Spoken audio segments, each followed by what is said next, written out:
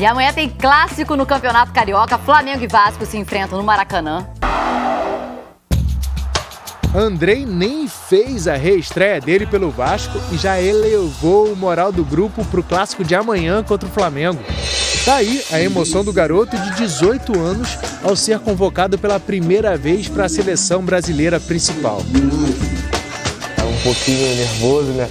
Porque tava aquela, eu não sabia se eu iria ser convocado, se eu não iria. E eu fico feliz de ter conseguido realizar esse meu sonho. 2023 começou com tudo pro Andrei. O Brasil martelou! Campeão sul-americano com a seleção sub-20, sendo um dos artilheiros com 6 gols e eleito o melhor jogador do torneio.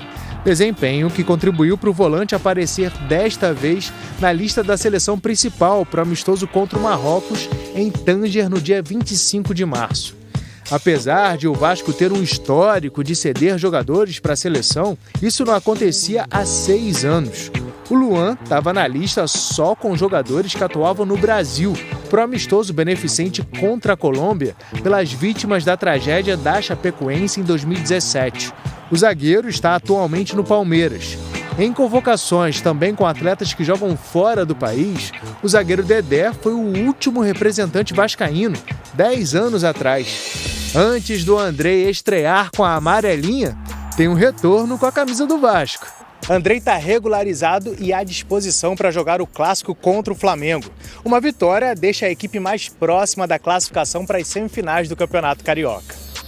Que aqui é minha casa e eu fico muito feliz de rever meus amigos, né? E eles também estão muito felizes e agora é dar continuidade e ser feliz dentro de campo também. O Vasco vai para o jogo contra o rival embalado pelo Andrei e pelas últimas 2 vitórias, 2 goleadas.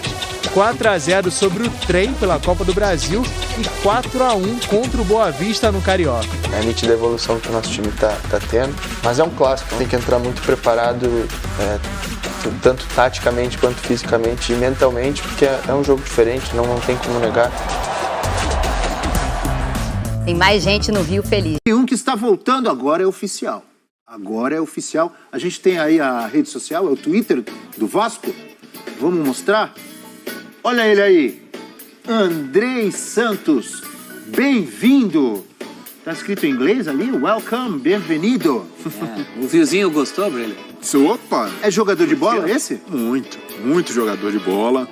É um jogador que, pra mim, de fato, é um negócio, não digo nem arriscado, mas que pode frustrar o torcedor em algum momento, não agora, porque esse é o momento de comemorar que o Andrei voltou, todo mundo sabe a importância e a qualidade dele, mas num segundo momento, em que caso o Chelsea reivindique de fato a volta dele em julho, pode ser algo que deixa ali aquele sabor. Poxa, imagine o Andrei ficando até o fim da temporada, ainda mais nessa fase de reconstrução do Vasco. Mas nesse primeiro momento, o Vasco ganha tempo com o Andrei. Você dá tranquilidade ao Barbieri para achar novas soluções, você já ganha um jogador muito pronto, com muita qualidade para compor ali um meio-campo com o Jair, para buscar esse jogo mais ofensivo e criativo do Vasco.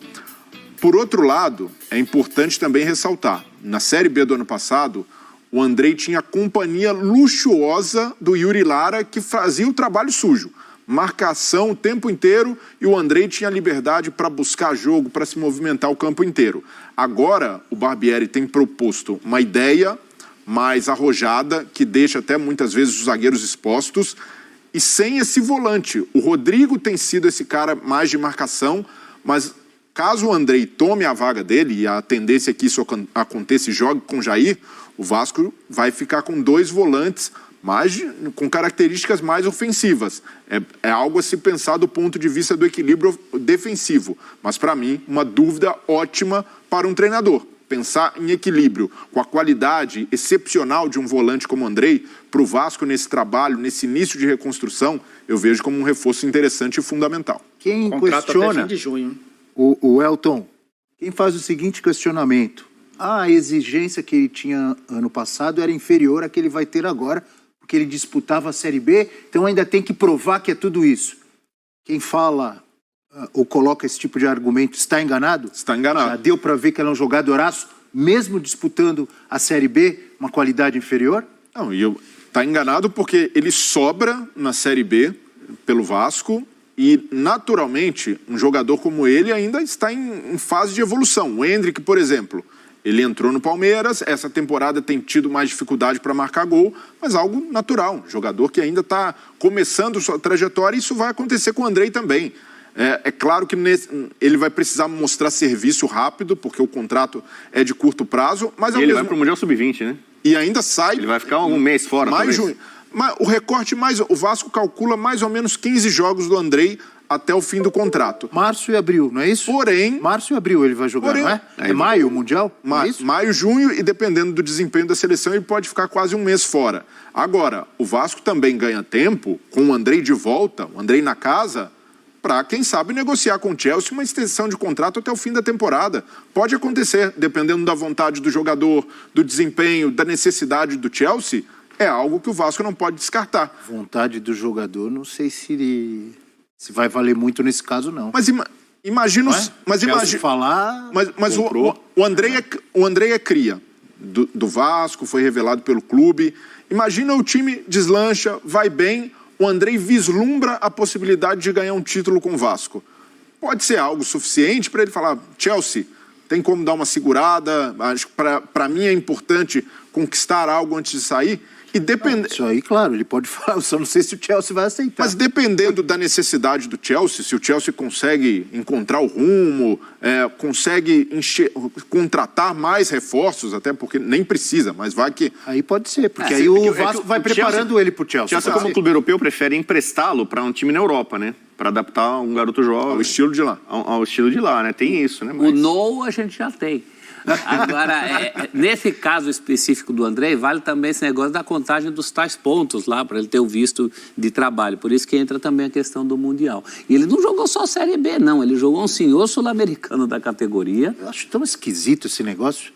Vocês não acham? Eu acho esquisito. Não sei se eu que sou esquisito, eu acho esquisito. Eu acho que esse tipo de... Para jogar no futebol tipo inglês, questão... o cara tem que ter jogado não sei quantos jogos na seleção. E tinha que vir antes da contratação, isso é antigo, não depois. Né? Não, é antigo, mas não é esquisito?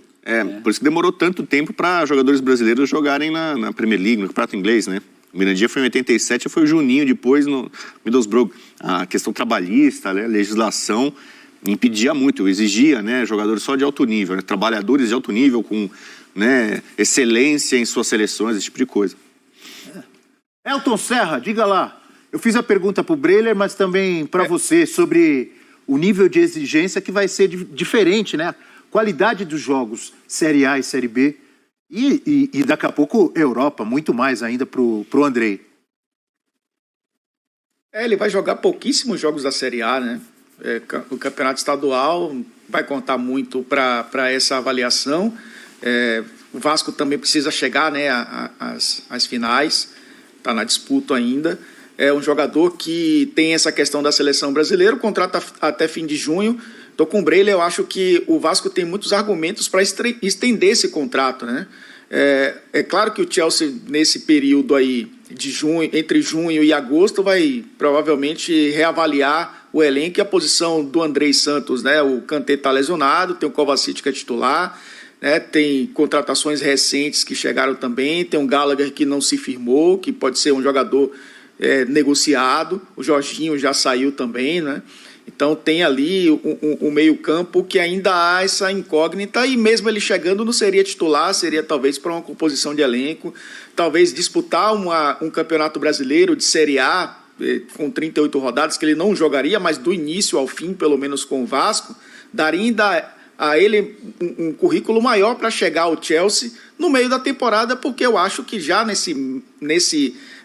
no intervalo, né, de férias do Chelsea, ele não vai ser titular, não deve ser titular absoluto, e talvez até pouco relacionado, talvez seria emprestado para um outro clube da Europa se tivesse esse visto de trabalho para atuar no Chelsea. Eu acho que o Vasco ganha muito com ele, mas em curto prazo acho que prejudica, entre aspas, né, prejudica-se a gente pensar em longo prazo, o andamento da estrutura da equipe que tem se reformulado para 2023, pensando em fazer um campeonato brasileiro consistente. Então o Vasco talvez fez essa primeira aposta, vamos tê-lo aqui até junho, E depois vamos negociar nesse período uma garantia de que ele vai permanecer até o fim da temporada, porque não há justificativa de você ter um jogador por 5, 6 rodadas de Campeonato Brasileiro e depois ele disputar o Mundial, que aí sim talvez seja a pontuação que ele precisa para ir para o Chelsea no início de julho. Então acho que o Vasco vai ter... ganhou a primeira, né? De a concorrência do mercado interno, de ter um jogador importante no seu elenco para começar o Brasileiro, e agora a segunda parte é mantê-lo, né, até o final da competição. Muito bem, vamos falar do Fortaleza, que tem um jogo importante, jogo de volta contra o Deportivo Maldonado, valendo vaga para a próxima fase da Libertadores da América, e o Tomás Pochettino, meio-campista do Fortaleza, vai falar agora. Vamos